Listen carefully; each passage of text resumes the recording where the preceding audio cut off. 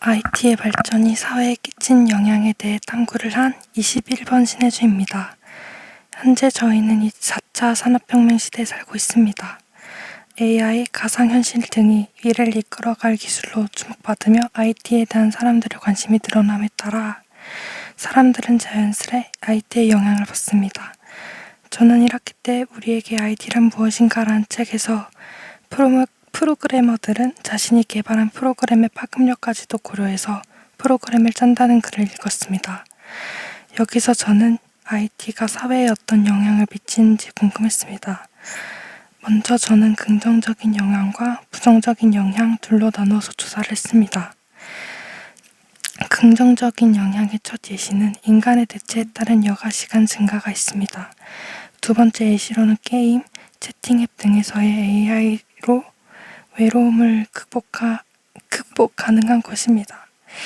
세 번째는 교육 격차를 극복할 수 있다는 점입니다. 부정적인 영향으로는 로봇의 상용화에 따른 실직자들의 스트레스, 빈곤 문제가 있고, 두 번째로는 인터넷상에서 익명성 등을 이유로 폭력을 행사하는 사람들의 증가가 있습니다. 저는 부정적인 영향들은 사람들이 다같이 노력해야 극복할 수 있다고 생각합니다. 모두 같이 하나의 세상을 살아가는 입장으로서 역지사지의 마음으로 서로를 생각하고 배려하면서 살아가기를 바랍니다. 간호사의 자질. 간호사의 자질은 한정지을 수 없을 만큼 많습니다. 그중 5가지를 뽑자면 비판적 사고, 이타심, 정직함, 자존감, 생명윤리가 있습니다. 간호사는 크고 작은 사고들이 빈번하게 일어나는 병원에서 근무하기 때문에 그에 맞는 자질을 충분히 갖추어야 합니다. 간호사의 자질을 탐구 주제로 선정한 이유는 간호사 너 자신이 되어라를 읽은 후 따로 나이팅게일 선언문을 찾아 읽게 되었고, 나의 간호를 받는 사람들의 안녕을 위하여 헌신하겠습니다 라는 문구에 간호사로서의 윤리와 간호 원칙을 자세히 알아보기 위해서였습니다. 이번 탐구로 인하여 간호사가 갖추어야 할 역량과 간호 원칙을 이해하고 차후 봉사활동이나 탐구활동을 하며 가져야 할 마음가짐을 얻을 수 있었습니다. 비판적 사고, 이타심, 정직함 등 많은 간호사가 뽑은 간호사가 꼭 갖춰야 할 역량들입니다. 첫 번째, 왜? 라는 질문을 스스로 던지며 왜 이러한 증상이 생겼는지, 왜 이러한 처치가 이루어져야 하는지 등을 비판적으로 사고할 수 있는 능력이 필요합니다. 또한 바른 판단을 내리기 위해 지혜를 가져야 하며 보다 지혜로운 행동을 할 수 있어야 합니다. 두 번째, 간호는 인간을 대상으로 하는 실천학문입니다. 따라서 남을 존중하고 친절을 베풀고 관심을 갖는 성격을 가져야 합니다. 또한 공감 능력이 굉장히 중요한데 환자와 보호자를 공감하는 마음가짐이 필요합니다. 세 번째, 간호사는 의사의 진료를 돕고 의사의 처방이나 규정된 간호기술에 따라 치료를 행하기 때문에 투약, 처치 등 모든 일에 있어 정확성을 기하고 정직하여야 합니다. 작은 나의 잘못이 비극적 상황을 초래할 수 있는 곳이 병원입니다. 그러므로 매사에 정직하여야 합니다. 네 번째, 간호사는 높은 자존감이 필요합니다. 어떤 일을 진행할 때 자신감을 가지고 임할 수 있도록 하는 원동력을 자존감이라 부릅니다. 남을 가까이서 지켜보고 돌보는 일인 만큼 자신을 사랑할 줄 알아야 다른 사람을 사랑할 수 있습니다. 자신이 부족한 부분을 고민하고 채워나가며 공부하고 소통할 수 있는 간호사가 되어야 합니다. 다섯 번째, 나는 인간의 생명에 해로운 일은 어떤 상황에서도 하지 않겠습니다. 어떤 곤란한 상황이 닥치더라도 지켜야 할 간호 원칙 중 하나입니다. 윤리적 문제에 있어 항상 옳은 선택을 할 수 있는 간호사가 되어야 합니다. 앞서 말한 모든 자질을 완벽히 지키기는 쉽지 않습니다. 하지만 노력해야 안 되는 것은 없습니다. 내 주위에 있는 사람에게 호의를 베푸는 것부터 시작하여 사소한 일에도 신경을 쓴다면 분명 바람직한 간호사의 자질을 갖출 수 있을 것이라 생각합니다.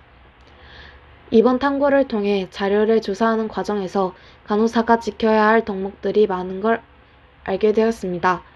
간호사가 많은 사람을 만나고 자신의 희생을 주저하지 않는 직업이기 때문에 매력을 느꼈지만 이렇게나 많은 자질을 내가 갖출 수 있을까 하는 부담감에 처음에는 주눅들었습니다. 하지만 작은 실천부터 노력하면 나중에는 훌륭한 간호사가 될 수 있으리라 생각하며 언젠가 제가 대학교 캠퍼스 안에서 나이팅게일 선서를 외칠 수 있기를 바랍니다. 진도 나가기에 중점을 둔 초등교육 방식의 변화의 필요성을 주제로 진도 나가기의 단계와 진도 나가기 중심의 초등교육의 문제점, 이를 해결하기 위한 방법을 전개한다. 진로 독서 활동을 통해 진정으로 가르치는 것의 중요성을 강조한 도서를 읽으며 학생들의 올바른 교육 방향에 대해 호기심이 생겼고, 평소 수업 방식에서 비판하고 싶었던 부분인 진도 나가기 중심 수업과 나의 희망 진로인 초등교사를 접목시켜 진도 나가기 중심의 초등교육의 문제점을 찾고 이를 보완할 방법을 탐구하고자 하였다. 진도 나가기는 도입, 전개, 정리 단계로 나눌 수 있다. 도입 단계에서는 문제 파악과 문제 추구를 통해 학생들이 학습하고자 하는 의욕과 분위기를 조성하여 학습 목표를 인지하게 한다. 전개 단계에서는 문제 해결 과정이 보다 구체적인 학습 활동으로 이루어지며 개별 학습과 짝끼리 학습, 조별 학습, 그룹 학습의 형태로 나타난다. 마지막 정리 단계는 얼마나 학습 목표의 내용을 알게 되었는가를 확인하는 단계로 느낀 점, 새로 알게 된 점, 더 알고 싶은 점 등을 묻게 되고 다음 학습을 예고한다. 진도 나가기 중심 수업은 정해진 교육 내용을 학생들에게 전달하는 데 있어서 유리하지만 소위 수박 겉핥기식의 수업이라고 불리기도 한다. 진도 나가기에만 급급하여 학생들의 자기주도적 학습 활동이 생략되고 교사 위주의 교과서 뿌리식, 교과서 답 달기식, 내용 설명식 수업으로 일관하는 경우가 많은 것이 그 이유이다.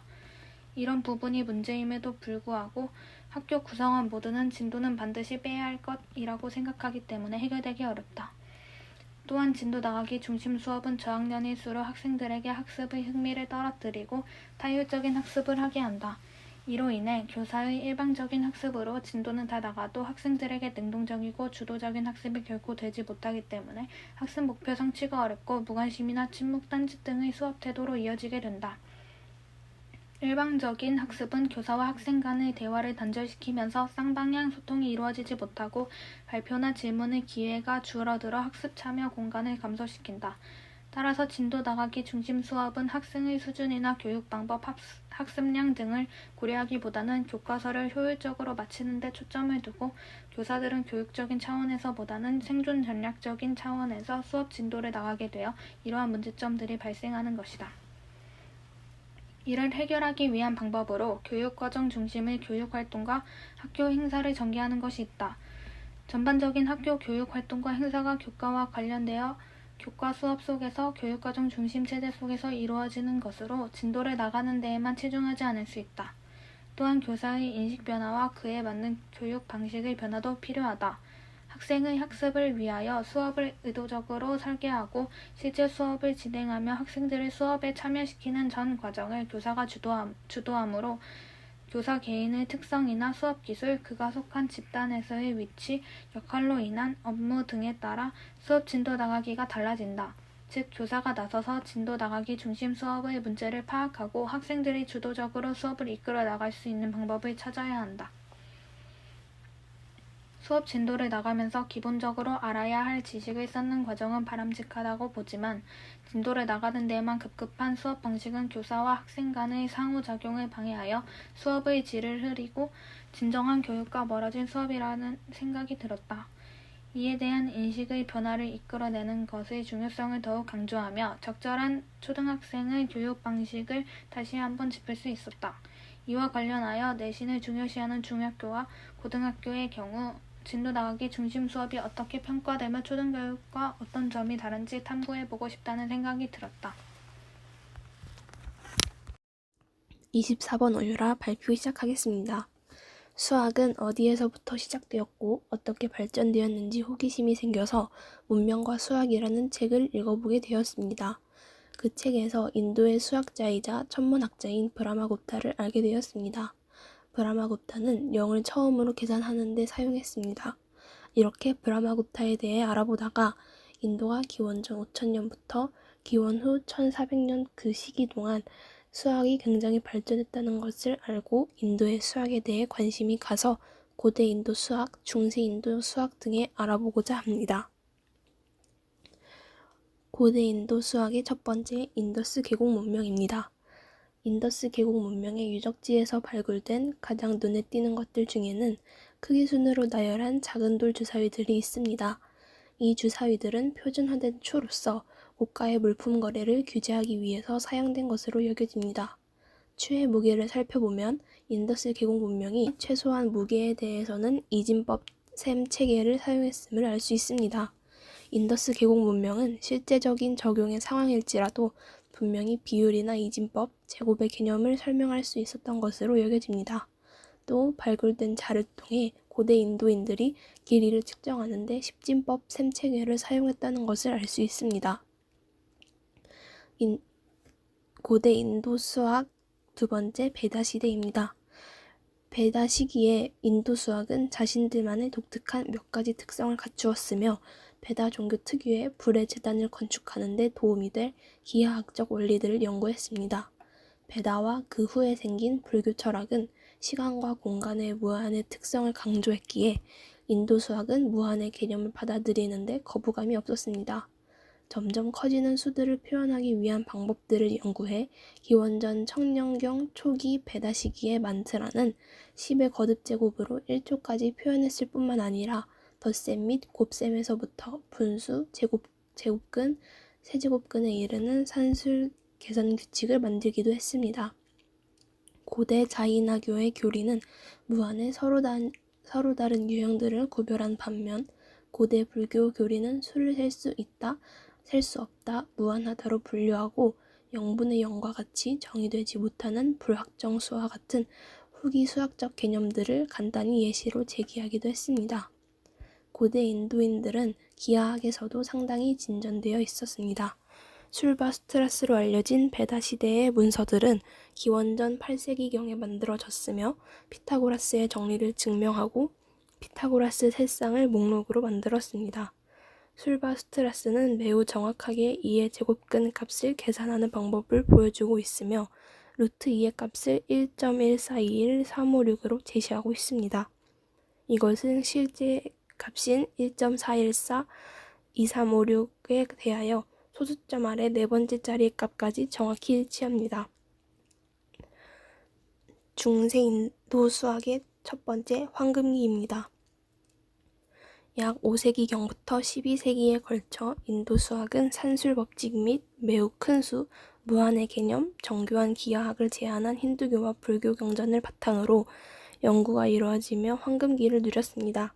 이 기간에 미적분학을 포함하여 나중에 서양 수학자들에 의해 독자적으로 주장되기도 했던 많은 진보된 수학 내용들이 예측되거나 발견되었습니다. 이 기간 동안 인도 학자들은 무한과 음수, 0을 다루었을 뿐만 아니라 대수학과 삼각법에서도 많은 발전을 이루었습니다.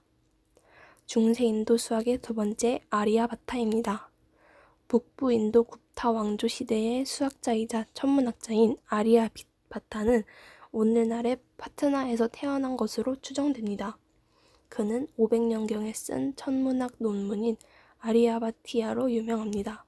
산술 및 복잡한 1차 방정식 ax 플러스 by 플러스 c는 0의 모든 변수가 1차인 방정식과 2차 방정식 ax제곱 플러스 by 플러스 c는 0과 같이 최소한 하나의 변수가 2차인 방정식에 대한 대수학을 다루고 있습니다.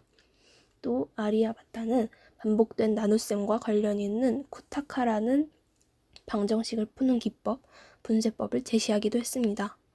아리야바티야는 아리야바타가 계산한 파이의 근사각과 삼각법으로 가장 잘 알려 있습니다. 오늘날 우리가 파이라고 부르는 것에 대해 기록한 것이 3.1416입니다. 이것은 오늘날의 파이 값에 대해 앞에 네 숫자가 정확히 일치하며 수세기 동안 가장 정확한 근사값으로 남아 있습니다. 삼각법에서 아리야바타는 최초로 사인을 기술했습니다. 그는 사인을 지하라는 용어로 표시했으며 사인 함수와 다른 삼각함수에 관한 표를 계산했습니다. 그 다음은 브라마굽타입니다. 브라마굽타는 제곱, 세제곱, 제곱근, 세제곱근을 구하고 분수의 계산법을 설명했습니다. 또 ax제곱 플러스 c는 y제곱 꼴의 2차 방정식을 풀었고 미지수에 대하여 여러 개의 값이 있을 수도 있다는 것을 알고 있었습니다. 또한 그는 영을 실제 계산에 적용시켰습니다. 고대 이집트인이나 그리스인들처럼 고대 수학자들은 음수의 유효성이나 존재 자체를 무시하는 경향을 보였지만 브라만 굽타는 계산에서 사용될 수 있는 유효한 수임을 인식하도록 하는데 새로운 토대를 마련하고 2차 방정식이 양수와 음수의 해를 모두 가질 수 있다고 생각합니다. 마지막으로 케랄라 학파입니다. 케랄라 학파는 매우 작은 분수의 값들로 0에 한없이 가까이 다가가는 무한소의 개념을 상당히 진전시켰습니다. 한 가지 예로 마디바는 파이를 많은 분수를 교대로 더하고 빼는 무한급수로 나타낼 수 있다는 것을 알아냈습니다. 또 뉴턴과 라이프니츠보다 앞서 미적분학의 초기 형태를 개발한 것으로 추정됩니다. 이번 탐구를 하면서 인도에서 얼마나 수학이 발전했는지 알 수 있었습니다. 고대 인도 수학과 중세 인도 수학에 대해 조사했지만 조사하는 과정에서 유럽이나 이집트 등 다른 나라의 수학에 대해서도 많은 자료들이 나와 있어서 읽어보면서 인도 수학을 포함해 더욱 많은 것을 배울 수 있었습니다. 이러한 수학을 발전시킨 사람들은 대부분이 다른 사람들과 다르게 생각하고 당연하다고 여긴 것을 왜 당연한 것인지 생각했습니다. 그래서 단지 수학 문제를 푸는 것이 중요한 것이 아니라 왜 이러한 값이 나오는지 생각해보고 여러 개념들을 증명해보면서 공부하는 것이 진정한 수학 공부인 것 같다고 생각하게 되었습니다. 이상 발표 마치겠습니다. 개인 IR 활동 발표 시작하겠습니다. 제가 이번 개인 IR 활동에서 탐구를 진행한 주제는 글과 감정입니다. 글을 좋아하게 된 시기부터 항상 글 하면 떠오르는 물음인 사람들은 글로 어떻게 치유받을까 라는 물음에 대해 탐구하고 싶어 주제를 이렇게 정하게 되었습니다. 탐구를 진행했을 때 사람들은 남들에게 말하지 못하는 자신의 속마음이나 고민거리 혹은 걱정거리를 책 읽기를 통해 치유받는다는 결론이 나왔습니다. 이는 사람들이 글로 자신의 마음을 달랜다는 것이고, 저는 이번 활동을 통해 머릿속으로만 생각해왔던 것을 직접 글로 쓰며 탐구할 수 있어서 매우 좋았고, 다음번에 기회가 된다면 글과 인간관계, 글과 땡땡땡 등 제가 좋아하는 글과 다른 것을 연결시켜 탐구해보고 싶습니다. 마지막으로 사람들이 글로 위로를 얻고 삶의 무언가를 찾는다면 저도 얼른 꼭 작가가 되지 않더라도 글을 써서 다른 사람들을 위로해주고 싶습니다. 이상입니다. 각각 다른 간호사의 역할. 요약하면 부서마다 각각 다른 간호사들의 역할에 대한 자세한 예시와 나의 미래에 대해 할 수 있는 것. 들어가며 이 주제의 탐구 동기와 탐구를 통해 알아보고 싶은 점은 실제 병원 영상이나 의료 드라마를 보다가 병동 간호사, 수술실 간호사, 응급실 간호사 등 여러 과나 장소마다 배치된 간호사들의 역할이 각자 다른 것을 보고 흥미가 생겨서 자세히 알아보고 싶었기 때문이다. 탐구 내용은 간호사에도 많은 종류가 있지만 내가 탐구해 본 것은 병동 간호사, 수술실 간호사, 응급실 간호사이다. 먼저 병동 간호사는 병원에서 흔하게 보이지만 매우 중요한 역할이다. 주로 환자의 기본적인 혈압, 체온, 맥박 등을 체크하고 환자의 상태에 따라 맞게 치료를 해준다. 병동 간호사는 환자를 24시간 돌보기 위해 3교대를 하기 때문에 데이, 이브닝, 나이트처럼 3개의 시간대의 근무가 있다. 각 시간대 근무에 따라 조금씩 역할이 다르다고 한다. 두 번째로 수술실 간호사는 수술실에서 의사의 수술을 지원하는 보조 역할을 수행한다. 자세히는 수술 전에 정리정돈, 물품 준비하고 소독, 환자 체크, 환자에게 수술 설명 등을 담당하고 수술할 때 의사에게 수술 도구를 건네주기도 한다. 그 밖에도 의사의 지시사항에 따라 수술을 보조한다. 마지막으로 응급실 간호사이다. 응급실 간호사는 구급차에 연락을 받고 환자를 응급실로 이송하여 빠르고 정확하게 환자의 상태를 파악하고 응급처치를 담당한다. 응급 환자가 아니어도 가벼운 증상의 환자들도 있으니 기본적인 처치 방법도 몸에 익히고 있어야 한다. 응급실에는 위급한 환자들이 많기 때문에 정확성과 스피드가 필요하다고 한다. 여기까지가 내가 탐구한 내용이다. 이 탐구 내용을 실생활에서 사용하는 방법은 알아본 내용을 바탕으로 내가 관심이 가는 종류의 간호사에 대해 더 자세히 공부하여 나의 미래를 준비하는 것이라고 생각한다. 마치며 결론은 어느 부서 간호사이든 다 똑같이 환자에게 꼭 필요한 존재라는 것이다. 그리고 탐구 내용을 조사하며 주제인 간호사의 역할뿐만 아니라 그 부서에 입사하기 위해 해야 할 공부, 간호사에게 필요한 자질, 그 부서 간호사로 잘 적응하기 위해 알아둬야 할 것들도 같이 알게 되었다. 그래서 나의 간호사라는 꿈을 이루게 해줄 더 많은 지식과 정보를 얻게 되어서 좋았다. 27번 이현지 IR 발표 시작하겠습니다. 제가 선정한 주제는 카르페 디엠입니다. 카르페 디엠은 우리말로는 현재를 잡아라 라고 해석되고 이 카르페 디엠은 죽은 시인의 사회에서 널리 쓰여 알려져 있습니다. 영화에서 키팅 선생님은 대학과 미래 입시를 위해 낭만과 즐거움을 포기하는 학생들에게 지금 이 순간이 무엇보다 확실하며 중요한 순간이라며 알려주기 위해 사용합니다. 앞서 말한 것처럼 지금 이 순간을 즐기라라는 뜻으로 해석되는 카르페 디엠. 카르페 디엠은 학자들의 해석과 영화의 해석이 조금 다릅니다. 그런 점이 의문점이 되어 궁금하게 되어 조사하게 되었고 아무래도 영화의 배경이 외국이다 보니 한국의 입시 과정에서 공감이 안 되는 점이 있어 한국의 입시에서는 어떤 노력을 하면 좋을지 생각하게 해주게 되었습니다.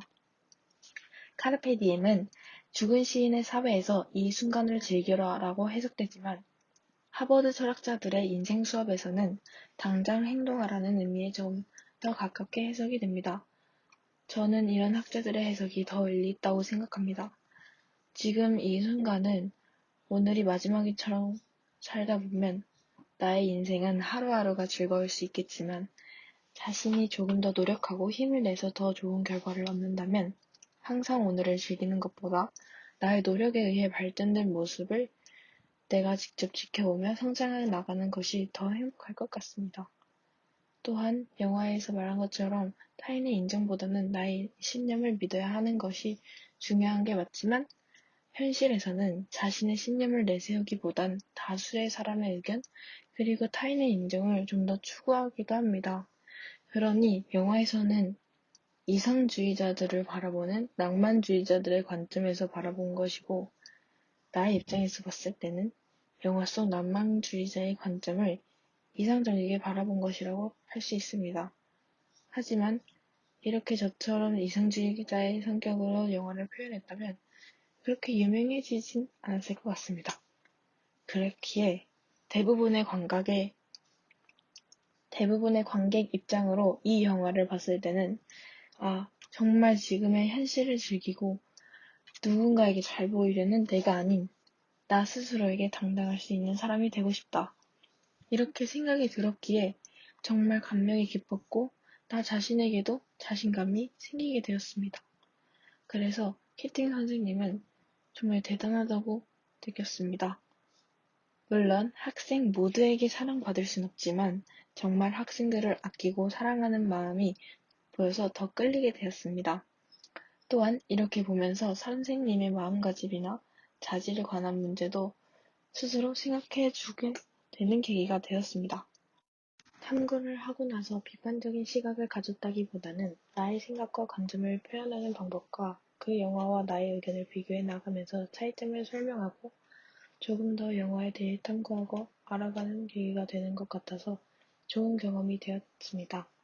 가끔 영화를 볼 때 이렇게 관점의 차이를 영화에서 주는 교훈이 이해가 하기 어려운 적도 종종 있었는데 이 탐구를 바탕으로 그 전에 해결되지 않았던 의문점도 해결되었습니다. 앞서 하버드 철학자들의 인생 수업과 영화를 비교해가면서 설명을 도왔는데 하버드 철학자 인생 수업에서 카르페 디엠을 영화와 다르게 해석된 점을 조사하는 과정에서 알게 되었는데 나중에 시간이 여유가 더 있을 때 그 책을 읽고 깨달아가면서 그 책에서는 어떤 주제로 이야기를 다루는지 탐구해보고 싶다고 생각하게 되었습니다. 그리고 이렇게 탐구 과정을 마치고 나니까 나의 관점과 그 영화에서 주는 교훈을 비교해가면서 영화를 다시 볼 수 있게 되는 계기도 만들어주게 되었고 선생님이라는 직업에 대해서도 다시 생각해 볼 수 있는 기회가 되었습니다. 어떤 학생은 현실적인 조언이 필요하고 다른 학생은 현실적인 조언보다는 낭만적인 조언이 필요하기 마련인데 그에 맞게 학생들에게 맞춰주고 도와주기 때문에 선생님이라는 직업은 공부만 가르치는 것이 아닌 아이들과 함께 성장해 나가는 것이기 때문에 더 대단하다고 느끼게 되었습니다. 이상 발표를 마치겠습니다. 제가 녹음할 개인 IR의 주제는 여러 가지 향의 종류와 그 향이 주는 느낌 또는 특징입니다. 제가 이 주제를 탐구하게 된 이유는 향수라는 책의 마지막 부분에서 그루누이라는 인물이 사형 위기에 처해 있을 때 자기가 만들었던 향수의 향이 퍼지면서 사람들의 느낌을 바꿔놓았다는 부분을 읽고 나서 향에는 어떤 종류가 있는지 그 향의 특징들은 무엇인지 호기심을 갖게 되었기 때문입니다. 보고서를 쓰기 위해 인터넷에서 조사해본 결과 여러 가지 향들이 있었는데요. 첫 번째로 플로럴 또는 플로랄이라고 불리는 향은 꽃향기를 내는 향으로 거의 대부분의 향수가 플로럴 향을 포함합니다. 플로럴 향은 향로를 내는데 하나의 꽃을 대표로 하느냐, 여러 꽃을 표현하느냐에 따라 싱글과 부케로 나뉩니다. 싱글 플로럴은 하나의 꽃향기를 돋보여 표현한 향인데 이는 주로 장미, 자스민, 뮤길, 라일락 등의 꽃을 대표로 하여 플로럴 향을 만듭니다. 부케 플로럴은 하나의 꽃이 아닌 다양한 꽃을 다발로 엮은 듯한 다채롭고 풍부한 향입니다. 부케 플로럴은 여러 개의 꽃이 조화를 이루어 나는 향이기 때문에 여성스럽고 부드러운 느낌을 줍니다. 다음으로 알데히드는 향수의 향의 풍부함과 확산성을 높이기 위해서 천연 또는 인공원료로부터 얻은 유기화합물을 조합한 향입니다. 플로럴 향이 기본이 되며 모던 플로럴이라고 부르기도 합니다. 플로럴 향뿐만 아니라 나무나 과일 향과 조화되어 깊고 풍부한 향을 내는 것이 특징입니다.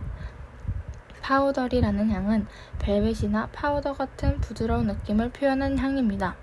주로 여성 향수에 사용되지만 남성 향수에서도 부드러움을 표현하기 위해 소량 사용되기도 합니다.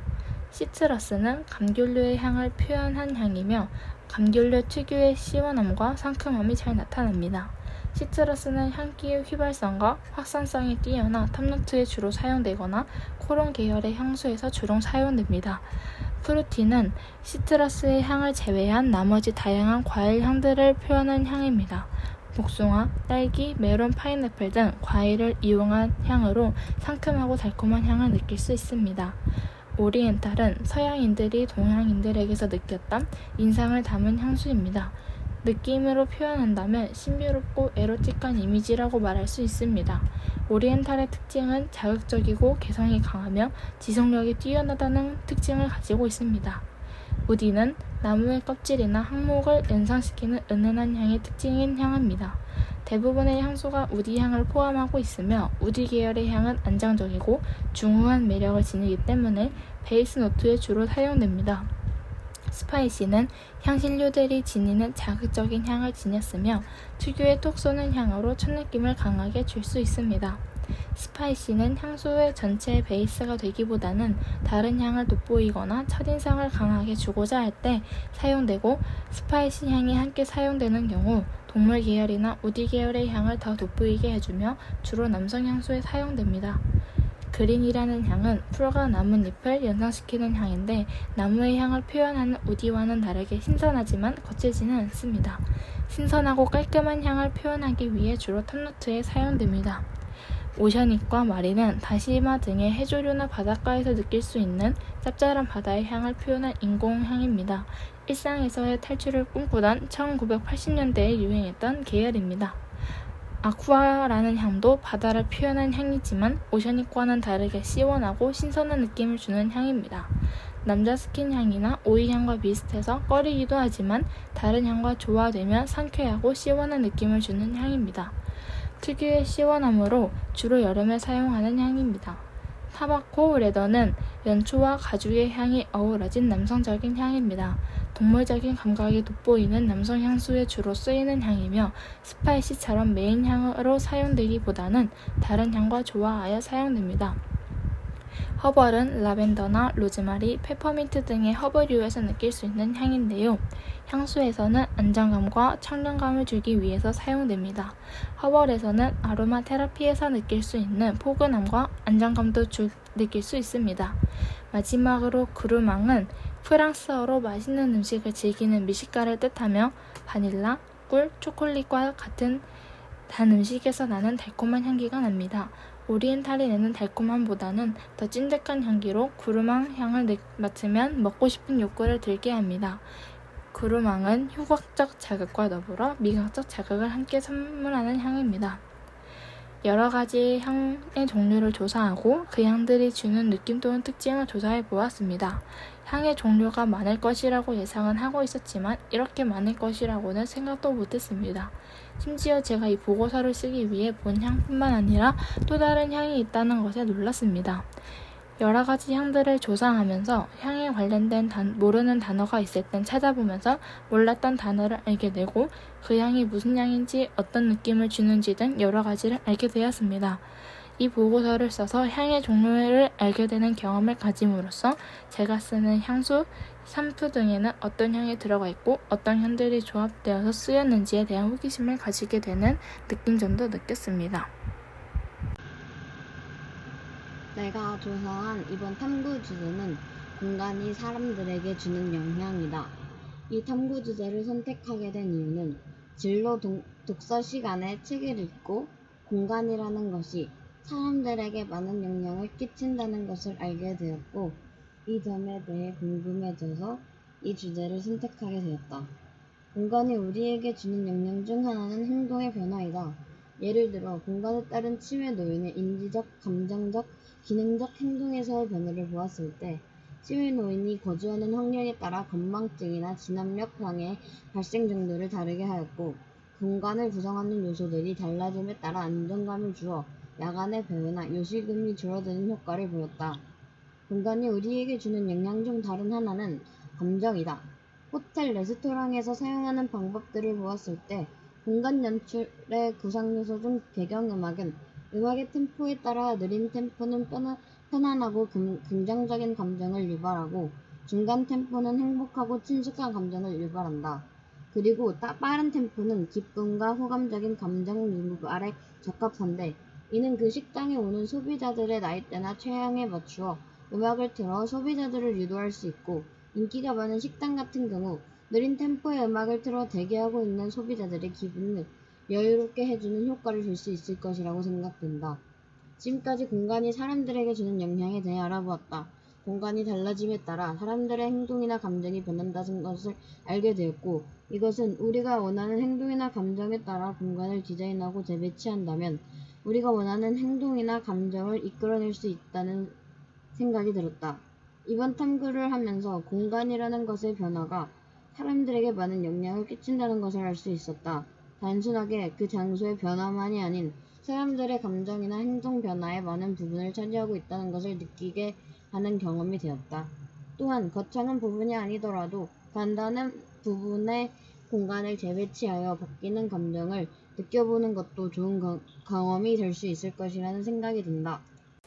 안녕하세요. 저는 제주중앙여자고등학교 1학년 현지수입니다.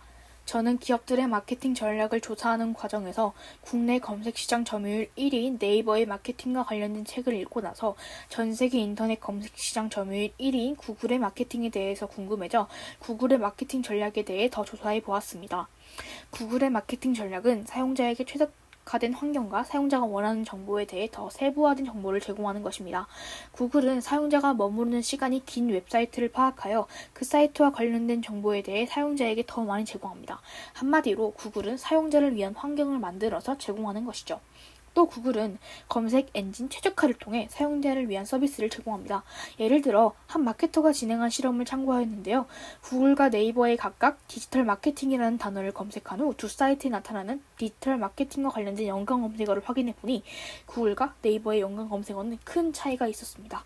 구글은 검색어에 대한 좀 더 세부화된 정보를 제공하고 있는 반면 네이버는 구글과 비교하였을 때는 조금은 부족한 연관 검색어를 내보입니다. 두 기업 모두 훌륭한 마케팅 전략으로 검색 시장에서 이름을 날리고 있는 기업이지만 두 기업의 마케팅을 비교해 봄으로써 사소한 마케팅 전략의 차이나 기업이 사용하는 정책, 기술에 따라 영향력을 행사하는 범위가 크게 달라질 수 있다는 것을 알게 되었습니다. 구글은 설립 초기와 비슷하게 오직 사용자들에게 편리함을 주고 더 많은 정보를 주는 검색창을 제공하고 네이버는 사용자들이 더 많은 정보를 얻기 위해서 자신들의 서비스를 이용하게 하는 검색창을 제공합니다. 구글의 마케팅이 다시 한번 마케팅의 본질에는 사용자가 중심이라는 것을 알려주고 있는 것 같습니다. 이상으로 저의 발표를 마치겠습니다. 감사합니다.